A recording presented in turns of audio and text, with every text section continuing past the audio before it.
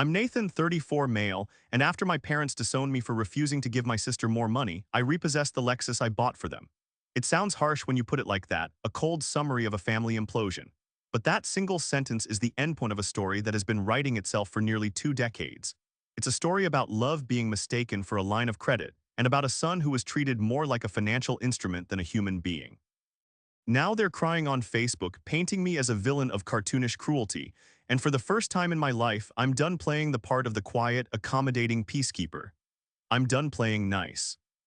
My family operates on an unspoken set of rules, a constitution written in invisible ink that everyone but me seems to have read. Rule number one, the foundational principle upon which all others are built, is this: Chloe gets what Chloe wants. My sister Chloe is 6 years my junior. She's a whirlwind of artistic aspirations and fleeting passions, a beautiful, charming person who has never had to face the consequences of her own choices. My parents, Susan and Robert, don't see her as a 28-year-old adult. They see her as a delicate prodigy who must be protected from the harsh realities of the world. Realities like budgets, responsibilities, and holding down a job for more than 6 months. And that's where I come in. I am the family's resident pragmatist, the walking, talking solution to the problems Chloe creates. I am the senior financial analyst with a stable career, a sensible investment portfolio, and a deep, abiding sense of guilt instilled in me since childhood. My role, as defined by that invisible constitution, is to be the safety net, the provider, the ever-reliable Bank of Nathan. The pattern was set so early that I barely recognized it as a pattern. It was just life. The first major crack in my perception appeared when I was 17, preparing for college. I had worked every summer since I was 14, saving diligently for a used car and for the textbooks and fees my modest scholarship wouldn't cover.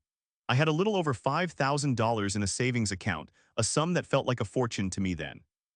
It was my pride, a tangible result of bagging groceries, mowing lawns, and flipping burgers. A month before I was set to leave for school, my sister turned 16. It was, according to my mother, a milestone that deserved to be unforgettable. Chloe wanted a massive party. Not just a backyard barbecue, but a catered affair at a rented hall, complete with a DJ, a photo booth, and a custom-made dress that cost more than my first month's rent would. My father, a man who normally winced at the price of brand-name cereal, was completely on board. "It's her sweet 16, Nathan," he'd said, clapping me on the shoulder. "We have to make it special." The budget they drew up was astronomical. I remember seeing my mother at the kitchen table, calculator in hand, her face tight with a mixture of excitement and stress. I heard them having hushed, anxious conversations late at night. A few days later, they sat me down for a family meeting. "Son," my father began, his voice laced with a practiced seriousness, "we're in a bit of a tight spot with Chloe's party. We want to give her the day she dreams of, but we've come up a little short." My mother, Susan, took over, her eyes soft and pleading. "We were thinking, since your college money is just sitting in the bank, what if we borrowed just a little bit of it? We'll pay you back, of course. The moment my bonus comes through at the end of the year." She wanted $2,000, nearly half of my savings. I felt a cold pit in my stomach. "But I need that for school," I said, my voice barely a whisper. "For my car, for books." "Oh, Nathan, don't be so dramatic," Chloe, who had been listening from the doorway, chimed in. "It's just for a few months. My party is a once-in-a-lifetime thing." My parents looked at me, their expressions expectant. Saying no felt like an act of treason. In our family, denying Chloe was like denying the sun its right to rise, so I relented. I walked to the bank the next day, the withdrawal slip feeling like a surrender document in my hand. Chloe got her unforgettable party. She was a princess for a night, and my parents glowed with pride. The bonus my mother mentioned never materialized, or if it did, it was absorbed by other expenses. The $2,000 was never paid back. It was never mentioned again. When I brought it up once, a year later, my mother looked at me with genuine confusion and said, "Honey, are you really going to hold that over our heads? It was for your sister." That was the first lesson. My achievements were a family resource. My sacrifices were expected. The second lesson came when I was 25. I was established in my career, living in a different city but still tethered by the invisible cord of familial duty. Chloe, having dropped out of her third college program, decided to move to my city to find her path. My parents thought it was a brilliant idea. "You can keep an eye on her, Nathan," my father had said. "Help her get on her feet." What that meant in practice was that I found her an apartment, fronted her the security deposit and first month's rent, and co-signed the lease. My signature, a mark of my hard-earned financial stability, was the only reason the landlord agreed to rent to a 19-year-old with no job and no credit history. I'll pay you back every penny, Nate, she swore, hugging me tightly. You're the best brother ever. For 3 months it worked. She got a job at a trendy boutique. Then she decided the manager was crushing her creative soul. She quit. For the next month, she lived off the money I sent her for groceries, which seemed to mostly consist of takeout and art supplies for projects that were never finished. The late notices from the landlord started coming to me. When I called her, she was always full of breathless excuses. I have a great lead on a gallery job. I just need a little more time. I'm working on my portfolio. I can't be distracted by a 9 to 5 right now. Finally, the call came from the apartment manager. Chloe was 2 months behind on rent and facing eviction. When I confronted her, she broke down in tears, telling me how overwhelmed she was, how the pressure was too much.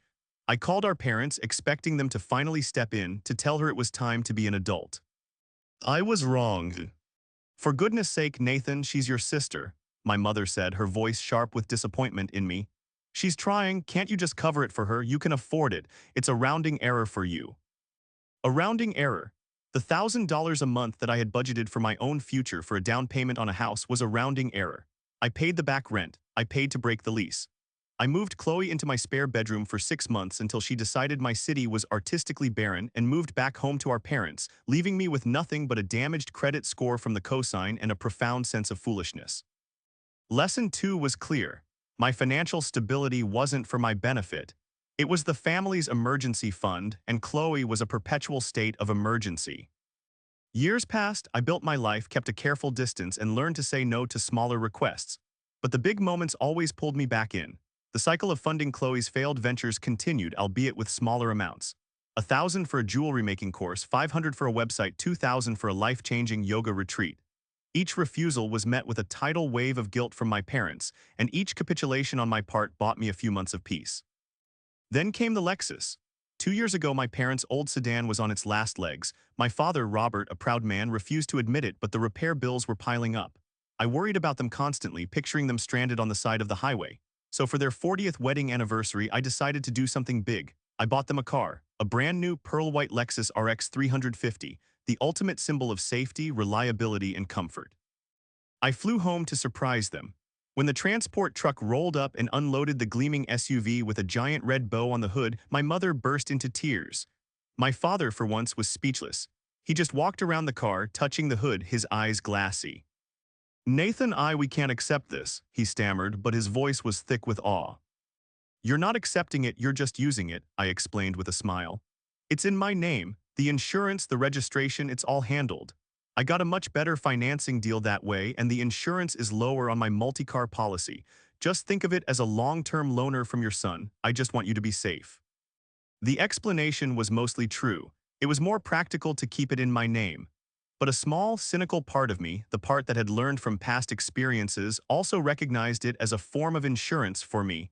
It was a gift given freely, but it was still my property.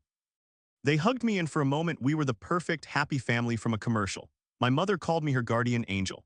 My father said I was the best son a man could ask for. They loved the car. They showed it off to their friends, drove it to their golf club, and polished it every weekend. The Lexus became a part of their identity, and I for a short while felt like I had finally done something that couldn't be twisted or taken for granted. I had provided something unimpeachable. I was wrong, the Lexus wasn't a gift. It was just the stage for the final act. The 2 years following the arrival of the Lexus were deceptively calm. It was the longest period of relative peace our family had known since I'd left for college. My parents were happy, their status elevated by their luxury vehicle. Chloe had, for a time, found a new passion that didn't require an immediate and massive cash infusion from me. She had discovered the world of social media influencing. Her platform was a vaguely defined brand of wellness and authentic living, which, from what I could gather, involved taking beautifully filtered photos of her morning coffee, writing long, rambling captions about manifesting your best self, and posting videos of her doing yoga in scenic locations. It seemed harmless enough. She amassed a modest following of a few thousand people, mostly bots and old high school friends. My parents, however, spoke of her as if she were the next Oprah. Chloe is building an empire, Nathan, my mother would tell me over the phone. She's an entrepreneur, it's so exciting to watch. I would just murmur my agreement, knowing that arguing was pointless. If it kept her occupied and self-funded, she was making a tiny bit of money from brand partnerships with obscure tea companies, then I was all for it. The quiet, however, was just the deep breath before the plunge. The demand came on a Tuesday evening. I had just gotten home from a long day at work, my mind still churning with market projections and client reports. My phone buzzed. It was a video call from Chloe. Her face filled the screen, artificially bright from a ring light, her expression one of manic excitement. "Nate, oh my God, you are not going to believe the opportunity that just fell into my lap," she began, without so much as a hello. I sighed, sinking into my couch. "What is it, Chloe?" "Okay, so you know Kalinda Sphere," she asked, naming a mega-influencer known for her lavish lifestyle and cult-like following. "Well, she's hosting an exclusive invitation-only ascendancy retreat in Bali next month. It's for a very small, curated group of up-and-coming creators.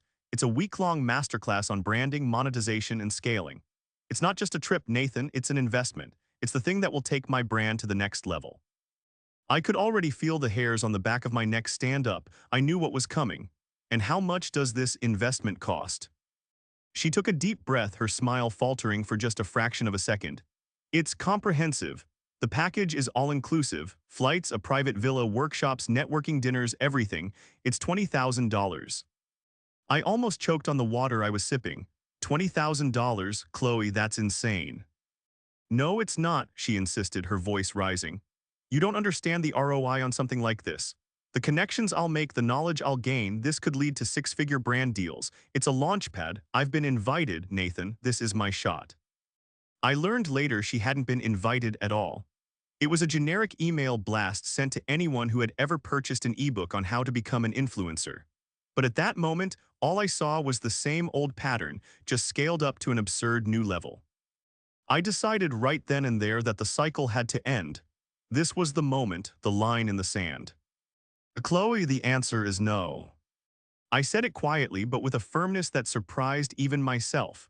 The silence on the other end of the line was heavy. Her excited expression melted away, replaced by a look of stunned disbelief, as if I'd just started speaking in a foreign language. What do you mean no?"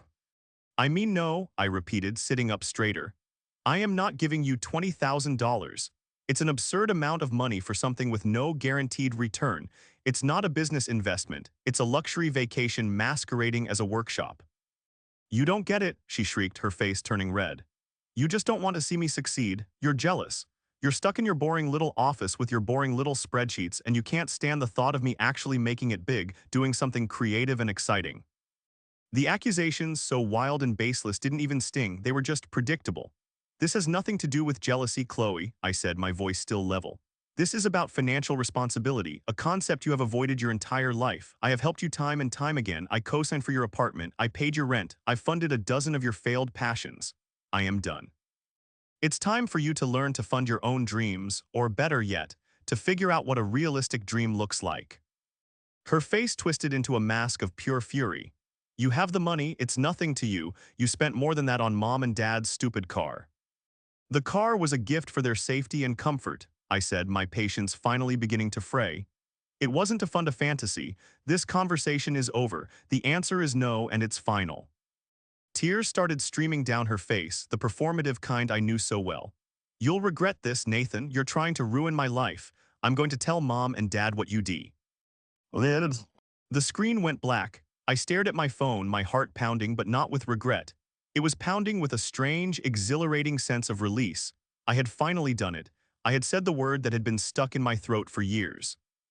I knew what would come next. Chloe was the messenger, but the real war would be waged by my parents. I didn't have to wait long.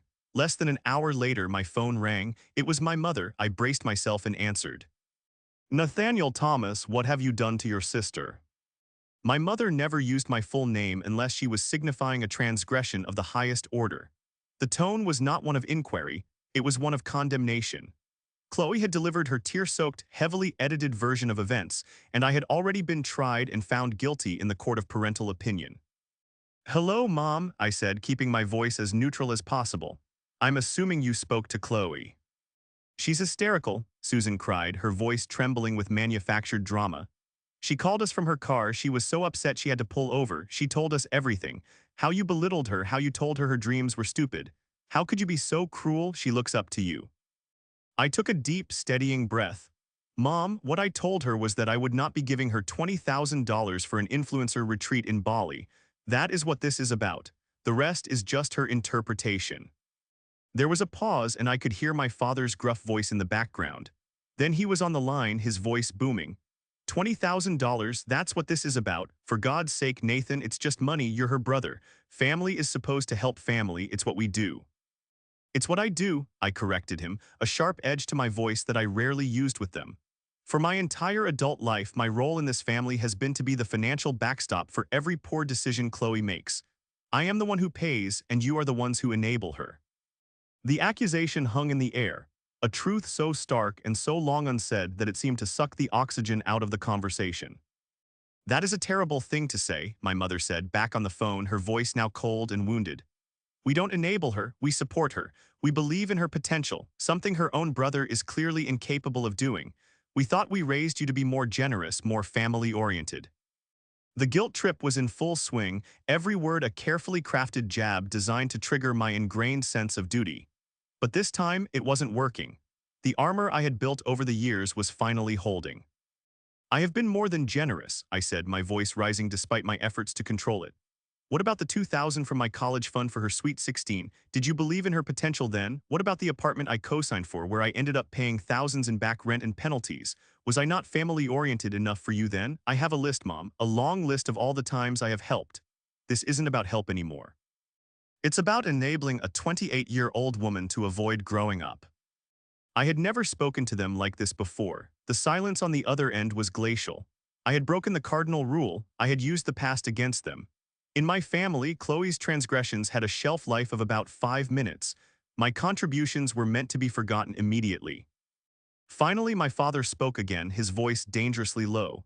You watch your tone, son. We are your parents. You don't get to speak to your mother that way. And you are the parents who taught her that she never has to be accountable for anything, I shot back. You taught her that if she wants something, she just needs to cry to you and you'll send me to fix it. I'm just telling you that the Bank of Nathan is officially closed. Then what good are you? The words slipped out of my father's mouth, raw and unfiltered. He might have tried to catch them, but they were out, hanging in the space between us. It was the quiet part said loud. My value, my good, was inextricably linked to my wallet. My mother tried to jump in to soften the blow. Robert, you don't mean that. Nathan, he's just upset. But I had heard it. It was the confirmation of my deepest fear, the fundamental truth of our family dynamic laid bare. So that's it then, I said, my voice flat. My worth as a son is based on my willingness to finance my sister's whims. Your worth as a son is based on your loyalty to this family, my father roared. And right now you are showing none. You are choosing money over your own flesh and blood. You are choosing your selfish life over helping your sister. Helping her would be teaching her the value of $1, I said, exhausted. What you're asking me to do is harm her. I won't do it. The final ultimatum came from my father, each word delivered like a hammer blow. Then you have a choice to make, Nathan. You can be son to us and a brother to Chloe, and you can give her the help she needs. Or you can stand on your high horse with your money. If you choose the latter, then as far as we're concerned, you're no longer a part of this family. We don't have a son. I waited for my mother to protest, to say he had gone too far. She said nothing. Her silence was her signature on the decree. They were a united front. This was it. Disowned. A word from a historical novel, something that happened to rebellious dukes or disgraced ladies, not to a financial analyst in the 21st century. The hurt was a physical blow, a punch to the gut that left me breathless. But underneath it, something else was stirring. A strange, cold clarity. The rope I had been clinging to for years, trying to pull my family closer, had just been cut. I was floating free. If that's your final word, I said, my voice eerily calm, then I accept it. What? My father sputtered, clearly not expecting this response. He had expected me to beg, to capitulate as I always had. I accept your terms, I repeated. If I am no longer your son, then I am no longer your son. There's nothing more to say. Goodbye. I ended the call before they could respond. I dropped the phone onto the couch and stared at the blank wall of my apartment. The silence was absolute. I felt the profound, wrenching grief of being cast out by the two people who were supposed to love me unconditionally. But I also felt something else, something I hadn't felt in a very, very long time. I felt free. The hours after the phone call were a blur of conflicting emotions. Grief was the dominant wave, a heavy, suffocating tide that pulled me under. I wandered through my apartment, a ghost in my own home. I picked up a framed photo from my bookshelf, the four of us smiling at a family vacation years ago. My father had his arm around me, my mother was laughing, and even Chloe looked genuinely happy. It felt like a picture of strangers, a scene from a life I had only imagined. Had any of it been real, or was all of it transactional? Was every "I love you" and every proud smile just an investment in my future earning potential? The thought was so cynical, so ugly, that it made me feel sick. I sank onto my bed, the weight of the last few hours pressing down on me. "We don't have a son." The words echoed in the quiet room. They hadn't just been angry words spoken in the heat of an argument. They were a declaration, a severance. They had fired me from my position as son because I was no longer performing the primary function of the job, funding Chloe. As the grief began to recede, it left behind a shoreline of cold, hard logic. It was the analyst in me taking over, sorting through the emotional wreckage to find the facts. Fact 1, I was disowned. Fact 2, my relationship with my parents and sister was, for all intents and purposes, over. Fact 3, all obligations tied to that relationship were now null and void. And that's when I thought of the Lexus. The pearl-white SUV sitting in their garage wasn't just a car. It was the ultimate symbol of my sonship, of my generosity, of the very role they had just declared me unfit to play. I had bought it for my parents. But if Susan and Robert were no longer my parents, who were the people driving my car? They were just two retirees who had cast me out of their lives, strangers by their own decree. A slow, burning anger began to replace the numbness. Not a hot, impulsive rage, but a cold, calculated fury. How dare they? How dare they accept my love, my support, my generosity in the form of a $60,000 vehicle and then toss me aside like garbage because I refused to bankroll their daughter's fantasy trip? They couldn't have it both ways. They couldn't disown the son and keep the son's gifts. The decision formed not in a flash of anger, but in a moment of absolute clarity. It wasn't about revenge, it wasn't about being petty, it was about consequences. It was about enforcing the reality of the new world they had created. If I am not your son, then you are not entitled to the benefits of having me as a son. The Lexus was my property, legally, ethically, and now morally. I was going to take it back. The next morning, I didn't storm over to their house and demand the keys. That would have been dramatic and messy, feeding into their narrative of me being emotional and cruel. I did it the way I do everything, methodically and legally. I went to my office and closed the door. First, I pulled up the file on the Lexus. I had a digital copy of the title, clear and indisputable, with my name listed as the sole owner. I had the financing agreement, also solely in my name, with records of every single payment made from my bank account. I had the insurance policy, which listed them as permitted drivers on a vehicle owned by me. My legal standing was ironclad. Next, I researched professional repossession services in their city. I found a reputable, licensed, ND bonded company that handled sensitive recoveries. I called them. "Hello," I said to the man who answered. "I need to arrange for the recovery of a vehicle." I explained the situation in the most clinical terms possible. I am the legal owner of a 2023 Lexus RX 350. The vehicle is currently in the possession of two individuals in Northwood. I have revoked their permission to use the vehicle, and I need it recovered and stored securely until I can arrange for transport or sale. The man on the phone, a gruff professional named Mel, didn't ask about the family drama. He didn't care. He just asked for the VIN, the license plate number, a copy of the title, and my driver's license. I emailed him everything while we were on the phone. "Title looks clean, you're the registered owner," he grunted. "We'll need a signed hold harmless agreement and payment up front. We can probably get it tonight. Our drivers prefer to work after dark, less of a scene." "That would be perfect," I said. I paid the fee with my credit card and signed the digital paperwork. The entire process took less than 15 minutes. It was done. A tow truck was now scheduled to drive to my childhood home, hook up the symbol of my family's hypocrisy, and haul it away in the middle of the night. I felt a tremor in my hand as I hung up the phone. This was real. There was no going back. For a moment, a pang of doubt hit me. Was this too far? But then I thought of my father's voice saying, "Then what good are you?" And the doubt vanished, replaced by a steely resolve. They had set the terms, I was simply acting accordingly. I went about the rest of my day in a fog, my mind elsewhere. I couldn't focus on work. I just kept picturing the scene, the quiet suburban street, the dark houses, the tow truck silently lifting the Lexus. It felt like a necessary surgical amputation, painful but required to save myself from the disease of their expectations. I had given them a choice and they had chosen. Now they would have to live with it. I didn't sleep well that night. I tossed and turned, my mind replaying every conversation, every decision. Part of me was terrified of the impending explosion, the inevitable mushroom cloud that would rise from my parents' quiet suburban street. The other part of me felt a grim satisfaction, the feeling of a long overdue bill finally being paid. The call came at 7:15 a.m. the next morning. I was making coffee and my phone lit up with my mother's picture. I let it ring, my heart hammering against my ribs. It went to voicemail. A second later it rang again, my father. I silenced it. Then the text started, a rapid-fire barrage of pure, undiluted rage. Where is the car? The car is gone, Nathan's. Did you do this? Call me now.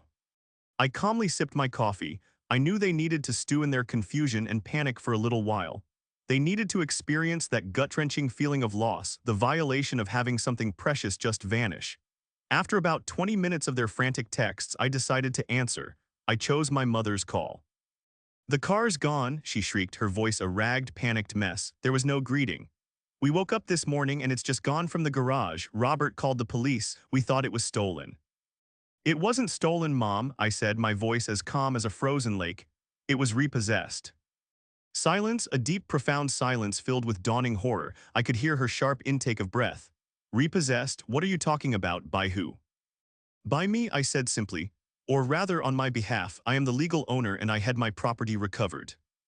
The sound that came through the phone was something between a gasp and a sob. You took our car. You had our car towed away in the middle of the night like a common criminal. Last I checked, I replied, the cold logic still my only shield. Criminals steal things that don't belong to them. The car belongs to me. You told me in no uncertain terms that I was no longer your son. Therefore, my property is no longer at your disposal. It's quite simple, really. Simple? She screamed, the hysteria returning full force. You've humiliated us. Mrs. Henderson from next door saw the tow truck. She called us this morning to ask if everything was okay. What are we supposed to tell people, Nathan, that our own son stole our car? You can tell them the truth, I suggested. You can tell them you disowned your son, so he took back the car he was paying for, or you can make something up. You've always been good at that. My father grabbed the phone. You listen to me, you ungrateful little monster, he snarled, his voice trembling with rage. You will bring that car back right now. This is not a game.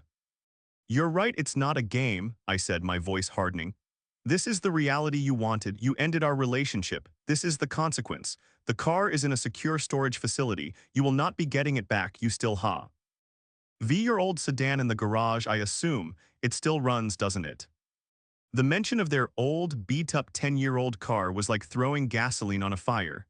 That car was a symbol of their life before the Lexus, before my success had elevated their lifestyle. Being forced back into it was the ultimate downgrade, the ultimate humiliation. You are dead to me, he whispered, his voice dripping with venom. Do you hear me? Dead. You can't kill something that's already dead, I said. You took care of that 2 days ago. Goodbye. I hung up the phone and blocked both their numbers. I knew this was far from over, but the direct line of communication was now severed. I felt a strange emptiness. The finality of it was absolute. There would be no holiday dinners, no birthday calls, no future where we reconciled. I had chosen my own sanity, and the price was my entire family. For a day, there was silence. I assumed they were reeling, trying to figure out their next move. I underestimated their capacity for public drama. The alert came from my cousin, Sarah, the only member of my extended family I still trusted. She sent me a screenshot with a single message. OMG, Nathan, what is this? It was a screenshot of a Facebook post, my mother's Facebook post. She had chosen her weapon and it was public shaming. The post was a masterwork of manipulation. It featured a photo of my parents standing beside the Lexus, taken on the day I gave it to them. They were beaming, looking proud and happy. The text, however, was a novel of woe. With the heaviest of hearts, it began, Robert and I are reaching out for prayers and support. We have been the victims of a cruel and unimaginable act, not from a stranger, but from our own son, Nathan. For reasons we cannot comprehend, he has chosen to inflict a terrible pain upon us in our golden years. He came to our home in the dead of night and stole the car we depend on, the beautiful gift we thought was given in love, leaving his elderly parents without safe transportation. We don't know what we did to deserve this. We are heartbroken, confused, and feel so alone. Please keep us in your thoughts as we navigate this devastating betrayal. It was perfect. No mention of Chloe. No mention of the $20,000 demand. No mention of the disownment. Just the image of two poor, elderly parents being victimized by their monstrous, sociopathic son. Underneath the post, the comments were already flooding in. Susan, I am so sorry, this is horrible. I can't believe it, I always thought Nathan was such a good boy. Sending you both so much love, what a disgusting thing for a child to do. Is there anything we can do to help? Should we call the police on him? I stared at the screen, my blood running cold. She had fired the torpedo. She had taken our private family tragedy and broadcast it to the world, painting herself as the martyr and me as the villain. The war wasn't over, it had just gone public, and I realized with a sickening certainty that my silence was no longer an option. I was done playing defense. I was done playing nice. The Facebook post was like a digital wildfire. Within hours, it had been shared dozens of times by my parents' friends, distant relatives, and members of their church and golf club. My own Facebook notifications, which I rarely checked, exploded. I was being tagged in the post. I was receiving friend requests from strangers who, upon a quick glance at their profiles, were all friends of my parents. Then came the messages. They flooded my inbox, a torrent of digital vitriol from people I hadn't seen in years, and some I had never even met. I am ashamed to be your aunt, one message read. Your grandparents would be rolling in their graves. You are a selfish, evil young man, wrote one of my mother's book club friends. I hope you can look at yourself in the mirror. Real men don't steal from their elderly parents. You're pathetic, typed a former high school classmate. Each message was a small paper cut, and collectively they were bleeding me dry. These people had no context, no understanding of the 2 decades of history that led to this moment. They only had my mother's carefully curated, tear-stained narrative of betrayal. I was being tried and convicted in the court of public opinion with a jury of my parents' peers. The isolation was crushing. It felt like the whole world was siding with them. I turned off my phone, unable to look at it anymore. I sat in my silent apartment, the walls feeling like they were closing in. For a fleeting moment, I considered the easy way out: delete my social media, change my number, and just disappear. Let them have their victory. Let them control the story. I could build a new life free from all of them.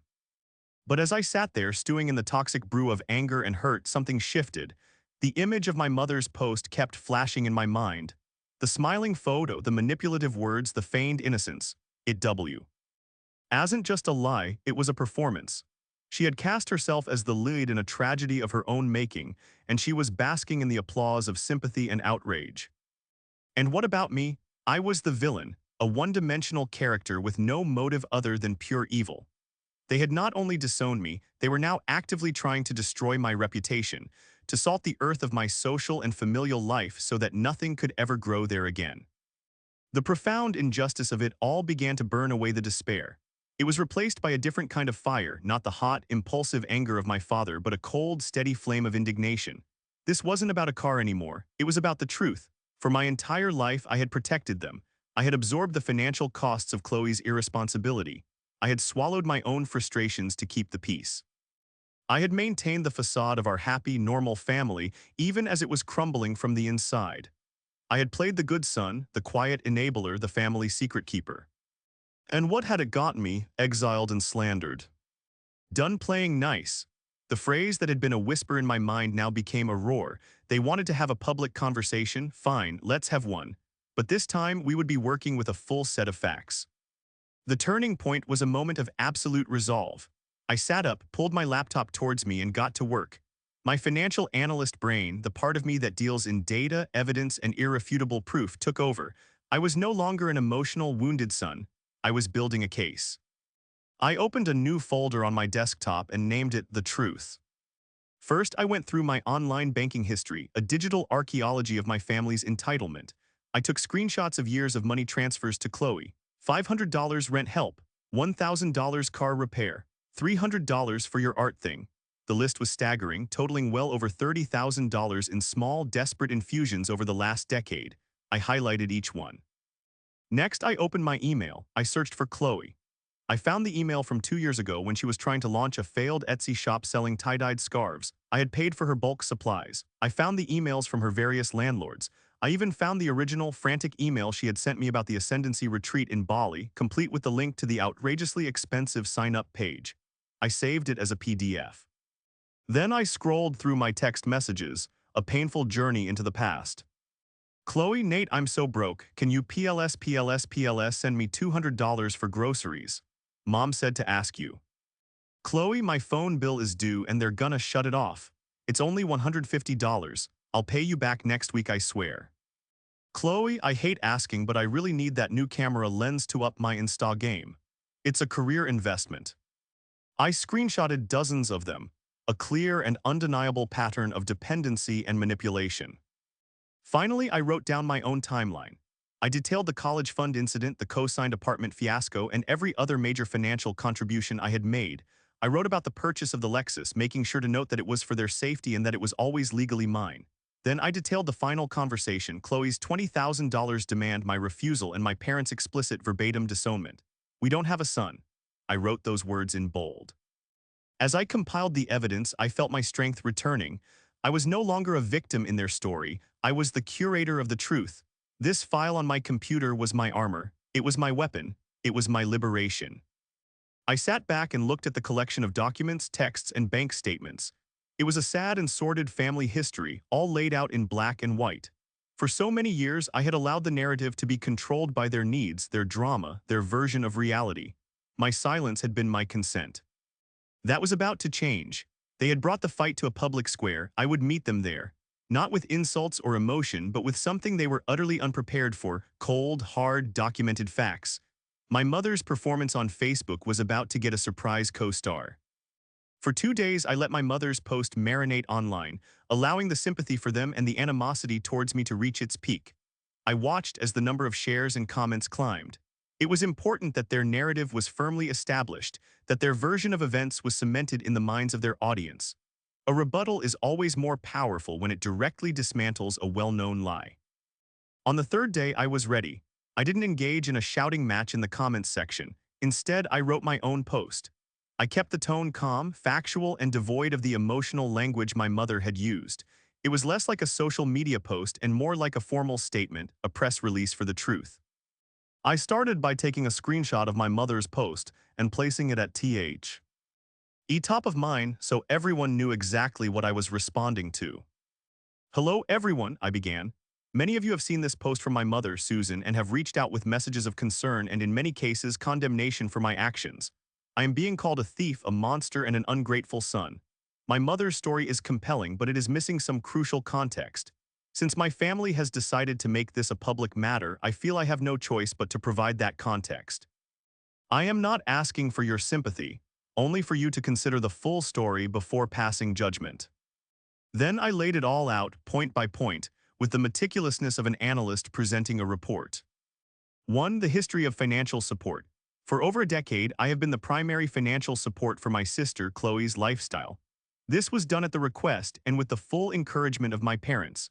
So that you can understand the scale of this, I have attached a small sample of the dozens of money transfers and text message requests I have fulfilled over the years. I attached a collage of 10 screenshots: bank transfers for rent, texts begging for bill money, the email about the Bali retreat. I redacted Chloe's personal contact info, but the messages themselves were clear. 2. The car. 2 years ago, I bought my parents the Lexus my mother refers to. I did this because I loved them and wanted them to be safe.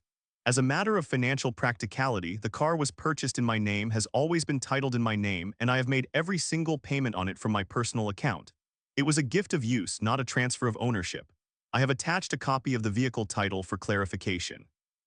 I attached a redacted scan of the title, with my name clearly visible as the owner. 3. The final request. The event that led to this situation was my sister's recent demand for $20,000 to attend an influencer retreat in Bali. I refused. I explained to her, and to my parents, that after years of enabling her financial irresponsibility, I was no longer willing to do so. 4. The disownment. My refusal to give my sister $20,000 was not met with understanding. It was met with an ultimatum. My parents explicitly told me that if I would not continue to financially support my sister, then I was no longer a part of this family and that they don't have a son. They ended our relationship before I took any action regarding the car. 5. The repossession. I took them at their word. If I am not their son, I am a private citizen. And as a private citizen, I am under no obligation to provide 2 people who have severed ties with me a $60,000 luxury vehicle. I did not steal the car. I legally recovered my own property. The repossession was a direct consequence of the disownment, not the cause of it. I ended the post calmly. I never wanted this to be public. I grieve for the family I thought I had, but I will not be silent while my character is assassinated online based on a manipulative and incomplete story. These are the facts. You can decide for yourselves what to believe. I hit post and set the visibility to public. Then I walked away from my computer, went for a long walk, and turned my phone off. When I turned it back on a few hours later, the world had shifted. The post had exploded. The silence from my parents' supporters was deafening. My post, shared alongside my mother's, was spreading through the same circles, but the reaction was entirely different. The comments on my post were a mixture of shock, support, and dawning realization. Wow, just wow, the receipts. I am so sorry, Nathan, we only heard one side.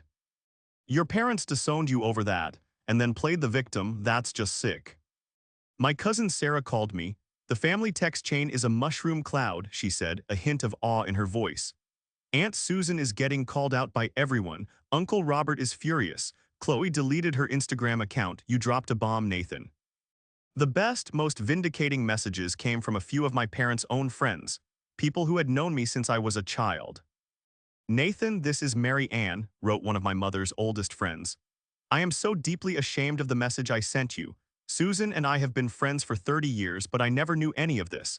What you have endured is wrong. Please accept my apology. My parents' Facebook post was quietly deleted. There was no apology, no retraction, just a silent retreat from the battlefield they had chosen. The smear campaign was over. I had won not by being louder, but by being truthful. In the weeks that followed, the new reality set in. I heard through Sarah that my parents were not speaking to most of the family, furious at them for siding with me. They were seen driving their old sedan, looking grim and defeated.